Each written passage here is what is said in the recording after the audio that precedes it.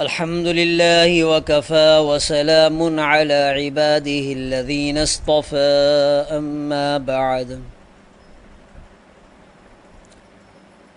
پارہ نمبر 8 ولو اننا۔ گزشتہ 7ویں پارے کے آخر میں مشرکین کا یہ مطالبہ ذکر کیا گیا تھا کہ اگر ہمیں کوئی حسی معجزہ دکھایا جائے تو ہم ایمان لے آئیں گے۔ 8ویں پارے کے شروع میں یہ بتایا گیا ہے کہ یہ جھوٹ بولتے ہیں کہ اگر ان کو کوئی معجزات بھی دکھا دیے جائے، یہاں تک کہ قبروں سے مردے زندہ ہو کر ان سے باتیں کریں، تو بھی یہ ایمان لانے والے نہیں ہیں۔ اس کے بعد رسول اللہ صلی اللہ علیہ وسلم کو تسلی دی گئی ہے کہ آپ ان کی مخالفت، استہزاء اور انکار سے پریشان نہ ہوں۔ ہر نبی کے ساتھ انسی اور جنی شیاطین نے ہمیشہ یہی رویہ اختیار کیا ہے۔ باقی آپ کی نبوت کے اس بات کے لیے ان کے مطلوبہ معجزات کی کوئی ضرورت نہیں۔ اللہ تعالیٰ نے آپ کو متعدد معجزات سے نوازا ہے، جن میں سب سے بڑا معجزہ قرآن ہے، لہٰذا یہ اس معجزے کو دیکھنے اور سننے کے باوجود انکار کرتے ہیں تو آپ پریشان نہ ہوں، کیونکہ زمین پر بسنے والے اکثر لوگوں کا یہی حال ہے کہ وہ ہدایت کو چھوڑتے ہیں اور گمراہی کی طرف مائل ہوتے ہیں۔ اس لیے فرمایا گیا کہ اور اگر آپ اکثر لوگوں کی باتیں مانیں گے جو دنیا میں ہیں تو وہ آپ کو اللہ کی راہ سے دور کر دیں گے۔ اس آیت کریمہ سے مغربی جمہوریت کی نفی ہوتی ہے، کیونکہ مغربی جمہوریت میں اکثر کی رائے کا اعتبار ہے، خواہ وہ کتاب و سنت کے خلاف ہی کیوں نہ ہو، جبکہ مسلمانوں کا یہ اجماعی عقیدہ ہے کہ اگر پوری دنیا کے انسان کسی ایسی بات پر متفق ہو جائیں جو کتاب و سنت کے واضح حکم کے خلاف ہو تو ان کے اتفاق کا کوئی اعتبار نہیں ہوگا اور اسے رد کر دیا جائے گا۔ جو اہم مضامین اس صورت میں مذکور ہیں وہ اس طرح سے ہیں کہ رکوع نمبر 2 کے آغاز میں فرمایا گیا ہے کہ مومن کی مثال اس شخص کی طرح ہے جو زندہ ہے اور اسے ہم نے نور عطا کیا ہے، اور کافر کی مثال اس شخص جیسی ہے جو مردہ ہے اور تاریکیوں میں پھنسا ہوا ہے۔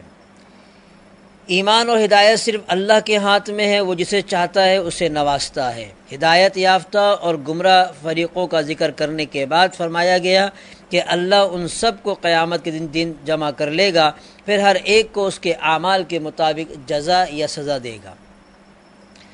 مشرکین کی مختلف حماقتوں میں سے ایک حماقت یہ ذکر کی گئی ہے کہ وہ زمین سے حاصل ہونے والے غلے اور چوپاؤں میں اللہ کا حصہ الگ کر لیتے تھے اور اپنے شرکا کا حصہ الگ کر لیتے تھے، پھر جو ان کے شرکا کا حصہ ہوتا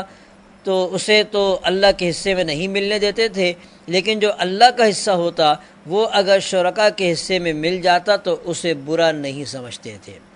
ان کی دوسری حماقت یہ تھی کہ وہ اپنی بیٹیوں کو فقر یا عار کی وجہ سے قتل کر دیتے تھے۔ عورت پر حضور اکرم صلی اللہ علیہ وسلم کے احسانات میں سے ایک بڑا احسان یہ ہے کہ حضور نے اپنی زبان و عمل سے یہ سمجھایا کہ بیٹی کا وجود نہ تو باعث ننگ ہے اور نہ ہی فقر غربت میں اضافے کا سبب۔ مشرکین کی تیسری حماقت قرآن نے یہ بتلائی کہ انہوں نے چوپاؤں کو مختلف قسموں میں تقسیم کر رکھا تھا۔ بعض وہ تھے جو کاہنوں اور مذہبی پیشواؤں کے لیے مخصوص تھے، اور بعض وہ تھے کہ جن پر سوار ہونا اور ان سے کسی بھی طرح فائدہ اٹھانا جائز نہیں سمجھتے تھے، اور بعض وہ تھے کہ جنہیں ذبح کرتے وقت اللہ کے بجائے بتوں کے نام ذکر کرتے تھے۔ ایک چوتھی حماقت یہ بتلائی کہ چوپائے کے پیٹ سے جو بچہ پیدا ہوتا تھا اگر وہ زندہ پیدا ہوتا تو اسے مردوں کے لیے حلال سمجھتے تھے مگر عورتوں کے لیے حرام، اور اگر وہ مردہ پیدا ہوتا تو اسے مرد اور عورت دونوں کے لیے حلال سمجھتے تھے۔ مشرکین کی یہ حماقتیں بتانے کے بعد انہیں اللہ کی نعمتیں یاد دلائی گئیں کہ وہی اللہ ہے جس نے باغات، زیتون اور انار جیسے مختلف پھل پیدا کیے، وہی اللہ ہے جس نے باربرداری، گوشت اور دودھ کے حصول کے لیے چھوٹے اور بڑے جانور پیدا کیے۔ ان جانوروں اور کھانے پینے کی دوسری اشیاء میں تحلیل و تحریم کا اختیار صرف اللہ کے پاس ہے، وہ جس کو چاہتا ہے حلال کرتا ہے، جس کو چاہتا ہے حرام کرتا ہے۔ مشرکین کے عقائد اور دعووں کی تردید کے بعد وہ مشہور آیات ہیں جن میں اللہ نے ایسی 10 وصیتیں بیان فرمائی ہیں جن پر ساری آسمانی شریعتیں متفق ہیں اور تمام ادیان ان پر عمل کی دعوت دیتے ہیں، کیونکہ ان پر عمل کرنے سے انسانی سعادت کی حفاظت ہوتی ہے اور اسے دنیا و آخرت میں عزت و کرامت کی وہ زندگی حاصل ہوتی ہے جو اللہ تعالیٰ انسان کو دینا چاہتا ہے۔ پہلی وصیت یہ کہ صرف اللہ کی عبادت کی جائے، اس کے ساتھ کسی کو بھی شریک نہ ٹھہرایا جائے۔ دوسری یہ کہ والدین کے ساتھ اچھا سلوک کیا جائے اور انہیں اپنی زبان و عمل سے تکلیف نہ دی جائے۔ تیسرا یہ کہ اولاد کو فقر کے ڈر سے یا ننگ و عار کے خوف سے قتل نہ کیا جائے کہ پیدا ہوگا تو کھانے میں شریک ہو جائے گا تو ہمارا گزارا مشکل ہو جائے گا، یا اولاد کی وجہ سے جو ہے وہ شرم حیا آتی ہوگی، جس طرح سے مشرکین میں تھا کہ بیٹی پیدا ہوتی تھی تو وہ شرم محسوس کرتے تھے، یہاں تک کہ اس کو جو ہے وہ دفنا دیا کرتے تھے۔ اور چوتھا یہ کہ ہر قسم کے فواحش اور برائیوں سے بچایا جائے، خواہ وہ خفیہ ہوں یا اعلانیہ۔ اور پانچویں یہ کہ انسان کو ناحق قتل کرنا حرام ہے، یہ بدترین گناہ ہے۔ اور چھٹا یہ کہ یتیم کے مال میں ناجائز تصرف نہ کیا جائے۔ اور ساتواں یہ کہ ناپ تول کو پورا رکھا جائے، اس میں کمی نہ کی جائے۔ اور آٹھواں یہ کہ سارے انسانوں کے درمیان عدل کو ملحوظ رکھا جائے، خواہ کوئی اپنا قریبی ہو یا دشمن۔ اور نواں یہ کہ اللہ کے عہد کو پورا کیا جائے۔ اور دسواں یہ کہ صراط مستقیم ہی کی اتباع کی جائے اور مختلف راستوں پر چلنے سے احتراز کیا جائے۔ یہ 10 وصیتیں بیان کرنے کے بعد اللہ نے اپنے نبی کو حکم دیا کہ آپ عدل اعلان کہہ دیجئے کہ مجھے اللہ نے دین حق کی ہدایت دی اور یہی ابو الانبیاء حضرت ابراہیم علیہ السلام کا دین تھا، اور یہ کہ میری نماز اور عبادات، سارے افعال و اعمال خالص اللہ کے لیے ہیں، میں ان اعمال سے صرف اللہ کی رضا چاہتا ہوں۔ سورت کا اختتام اس بات پر ہوا کہ یہ دنیا اور جو کچھ اس میں ہے یہ ابتلا اور آزمائش کے لیے ہے، تاکہ مومن، کافر اور نیک اور بد میں فرق ہو جائے۔ 8ویں سپارے کے اندر سورۃ الاعراف بھی ہے۔ یہ مکی صورت ہے اور اس میں 206 آیات ہیں۔ دوسری مکی صورتوں کی طرح اس میں بھی تینوں بنیادی عقائد کو خصوصی اہمیت دی گئی ہے، یعنی توحید، رسالت اور آخرت۔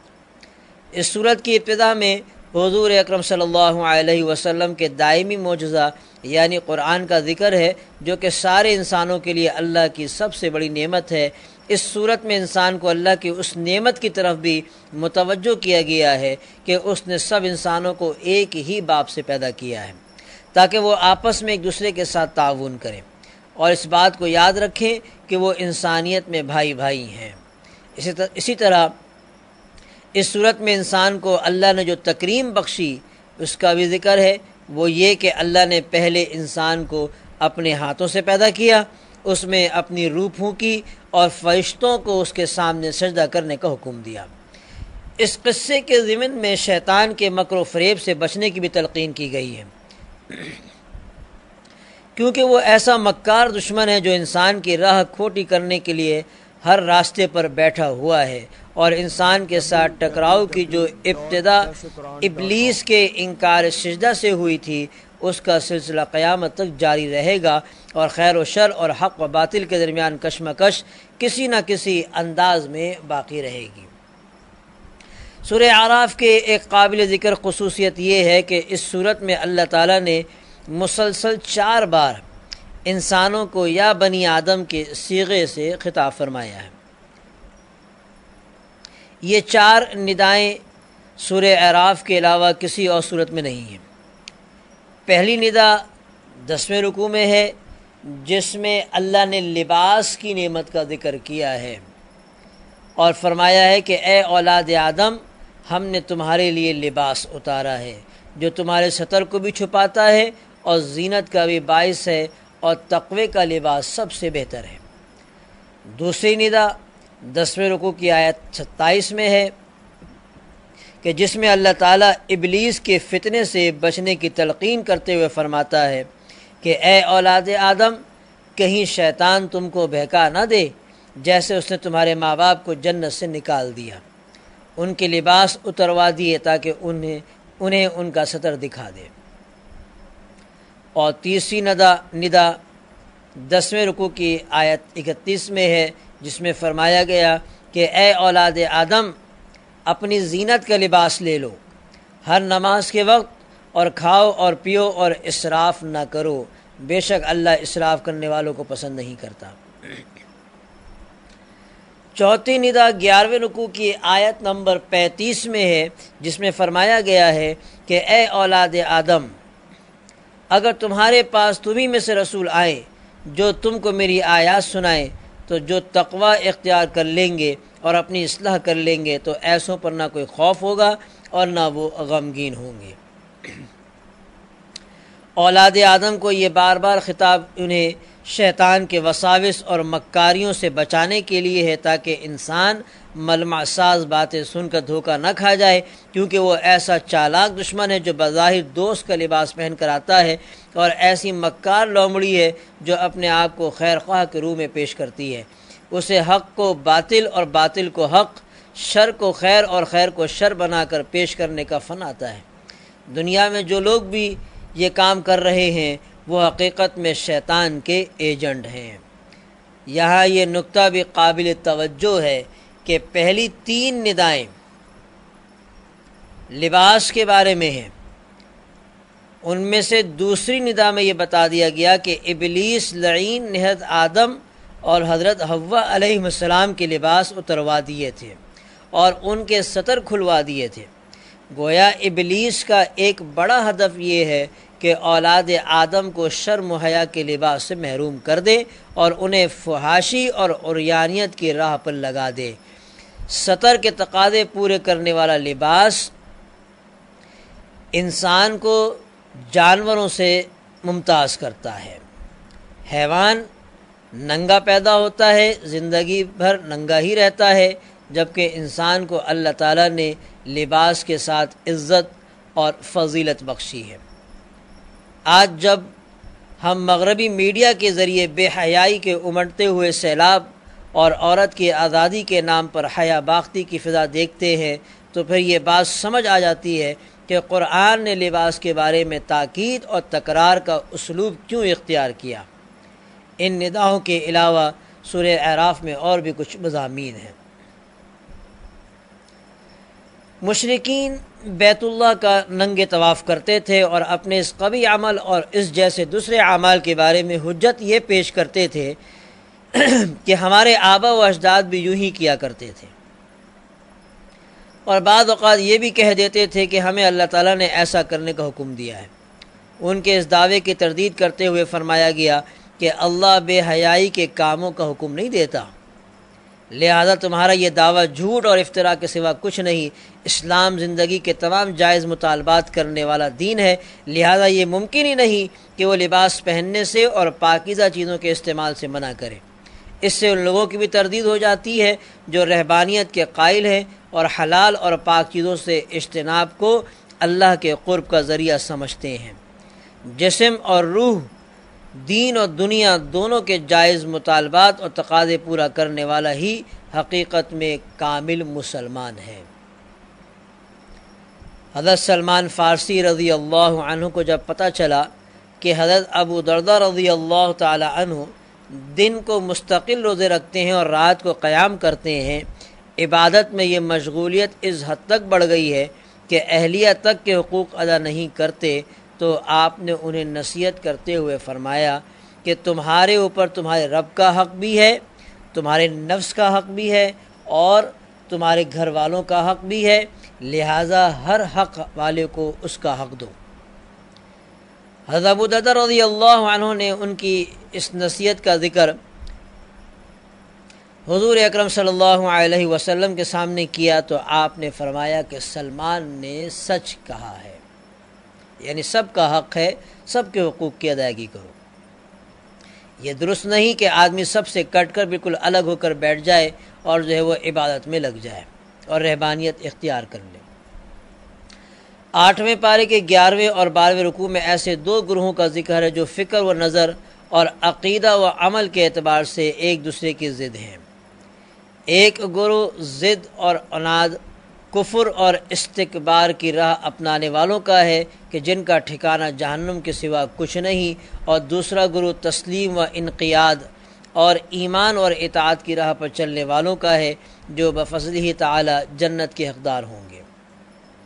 یہ دونوں گروہ جب اپنے اپنے ٹھکانے پر پہنچ جائیں گے تو قرآن بتاتا ہے کہ ان کے درمیان مکالمہ ہوگا۔ اہل جنت دوزخیوں سے سوال کریں گے کہ کیا تمہیں آج اللہ کے وعدوں کے سچ ہونے کا یقین آیا یا نہیں؟ وہ جواب میں اقرار کریں گے کہ ہاں، ہم نے وعدوں کو سچ اور برحق پایا۔ دوزخی جب جہنم کی ہولناک گرمی اور بھوک پیاس سے پریشان ہوں گے تو جنتیوں کے سامنے دستے سوال دراز کریں گے کہ ہمیں کچھ کھانے اور پینے کو دو، لیکن ظاہر ہے کہ ان کا یہ سوال رائگا جائے گا۔ تو یہ مکالمہ اس پارویں کے 12ویں اور 13ویں رکوع میں ذکر ہے۔ ایک تیسرا گروہ بھی ہے جسے قرآن نے اصحاب اعراف کا نام دیا ہے۔ یہ وہ لوگ ہوں گے جو مومن تھے لیکن اعمال صالحہ میں دوسرے جنتیوں سے پیچھے رہ گئے ہوں گے۔ انہیں نہ تو جنت میں داخل کیا جائے گا اور نہ ہی دوزخ میں، بلکہ ان کا فیصلہ مؤخر کر دیا جائے گا، لیکن بالآخر اللہ تعالیٰ ان کو بھی جنت میں داخل ہونے کی اجازت مرحمت فرما دیں گے۔ ان اصحاب اعراف اور دوزخیوں کے درمیان بھی مکالمہ ہوگا جو کہ 13ویں رکوع میں مذکور ہے۔ ان مکالمات کے بعد اللہ کی قدرت اور توحید کے 3 اہم دلائل بیان کیے گئے ہیں۔ ایک تو یہ کہ تہ بتہ آسمان جن میں سے ہر ایک دوسرے کے مقابلے میں ایسے ہیں جیسے قبہ ہوتا ہے، یہ 7 آسمان وسعت اور عظمت کے باوجود کسی ستون کے بغیر کھڑے ہیں۔ دوسرا یہ کہ رحمان کا عرش جس کی وسعت کا یہ حال ہے کہ سارے آسمان اور ساری زمینیں اس کا احاطہ نہیں کر سکتے، اور کسی کا خیال اس کی عظمت کا تصور نہیں کر سکتا، کیونکہ عرش کے مقابلے میں کرسی ایسی ہے جیسے کوئی حلقہ جو کہ وسیع و عریض صحرا میں پڑا ہو۔ کرسی کی وسعت کا یہ عالم ہے کہ وہ ارض و سما میں نہیں سما سکتی، تو عرش کی وسعت کیا ہوگی؟ عرش اور کرسی ان حقیقتوں میں سے ہے جن پر ہم ایمان تو رکھتے ہیں مگر ان کی کیفیت ہم نہیں جانتے۔ تیسری دلیل جو یہاں بیان کی گئی ہے وہ سورج، چاند اور ستاروں کی تخلیق ہے۔ یہ سب چیزیں اللہ کی مشیت اور غلبے کے تحت ہیں، ایسی فضا میں تیر رہے ہیں جس کی وسعتوں کا کسی کو بھی اندازہ نہیں، نہ تو یہ آپس میں ٹکراتے ہیں اور نہ ہی اپنے مدار سے باہر نکلتے ہیں۔ یہ دلائل اور آخر میں 6 انبیاء کرام یعنی حضرت نوح، حضرت ہود، حضرت صالح، حضرت لوط، حضرت شعیب اور حضرت موسیٰ علیہم السلام کے قصے اختصار کے ساتھ بیان کیے گئے ہیں۔ ان میں پہلا قصہ شیخ الانبیاء حضرت نوح علیہ السلام کا ہے اور آخری قصہ حضرت شعیب علیہ السلام کا ہے۔ ان قصوں میں جو مختلف حکمتیں اور عبرتیں پوشیدہ ہیں وہ یہ ہیں کہ رسول اکرم صلی اللہ علیہ وسلم کو مخالفین کی ایذاؤں پر تسلی دینا، دوسرا یہ کہ متکبروں کا انجام بد اور نیکوکاروں کا اچھا انجام بتانا، یعنی اس قصے کے اندر یہ سبق بتایا گیا ہے کہ جس طرح پہلے لوگوں کے اندر، پہلی امتوں کے اندر متکبروں کا انجام بہت برا ہوا اور جو نیک تھے ان کا اچھا انجام ہوا، ان کو اللہ نے انعام سے نوازا، تو یہاں اس امت کو جو تسلی دی گئی اور بتایا گیا اور سبق دیا گیا کہ اگر تمہارے درمیان بھی کوئی ایسا متکبر ہوگا تو اس کا انجام بھی بہت برا، اور جو نیکوکار ہوں گے تو ان کے لیے اللہ تعالیٰ کے ہاں بڑے انعامات ہیں۔ تو اور اس بات پر بھی تنبیہ کرنا کہ اللہ کے ہاں دیر تو ہے، اندھیر نہیں، بالآخر ظالموں کو ان کے ظلم کی سزا مل کر ہی رہتی ہے، جس طرح پہلی امتوں میں موقع دیا گیا، یہاں تک کہ اللہ تعالیٰ نے ایک وقت آ کر ظالموں کو پکڑ لیا۔ ہمارے آقا صلی اللہ علیہ وسلم کی نبوت کی سچائی کی دلیل پیش کرنا کہ امی ہونے کے باوجود آپ تاریخ کے گمشدہ اوراق حقائق کے مطابق پیش فرماتے تھے، یعنی واقعات یہ آپ صلی اللہ علیہ وسلم کی زبانی سنائے گئے کہ آپ امی ہیں، لیکن اس کے باوجود بھی تاریخ کے سارے حقائق اور گمشدہ اوراق اللہ تعالیٰ نے آپ کی زبان مبارک سے جو ہے وہ پوری امت کو جو سنائے۔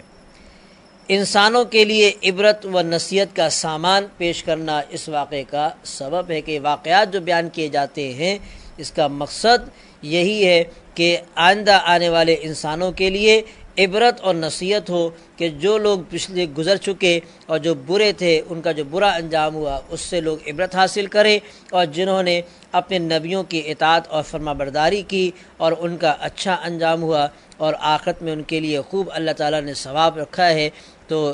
ان تمام واقعات سے جو لوگ نصیحت پکڑیں اور جو ہے وہ نیک عمل کریں تاکہ ان کا انجام بھی اچھا ہو۔ وآخر دعوانا ان الحمد للہ رب العالمین۔